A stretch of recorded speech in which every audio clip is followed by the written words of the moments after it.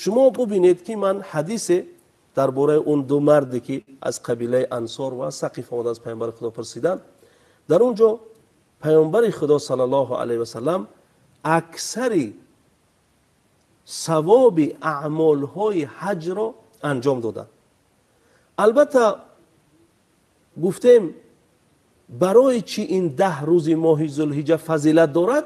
چون که علامه ابن حجر عسقلانی در فتح میگوید که امهات اعمال انسان بندگی در این ماه، در این 10 روز جمع شده است. یعنی در این 10 روز روزه هست، صدقه هست، نماز هست، حج هست، اعمال صالح هست، تکبیر و تسبیح و تهلیل و بندگی هست. بنابراین این 10 روز فضیلتش به نهایت زیاد هست. در اکثر احادیث میگه هر روز روزه گرفتن یکفر سنه، 1 سال گناهان رو خداوند میبخشاید.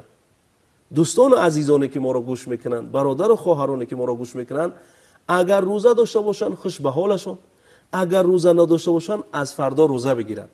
اگر اون برادرایی که یگام نوعی بیماری دارن، یگام عذر دارن که روزه نمیگیرن، حداقل اون روایتی که در مسلم از ابی قتاده رضی الله تعالی عنه است که پیامبر خدا را درباره روز عرفه پرسیدن، یکفر سنه الماضیه و الباقیه، یعنی 1 سال گناهان گذشته و 1 سال گناهان می آمده را می بخشاید روزه داشتن روز عرفه، یعنی 9 ذوالحجه.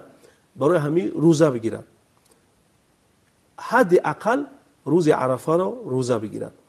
و خداوند این حکمت الهی رب العزت است که همین خیلی عبادت های موسمی برای بندگانش گذاشته است که من و شما را به خودش نزدیک بکند.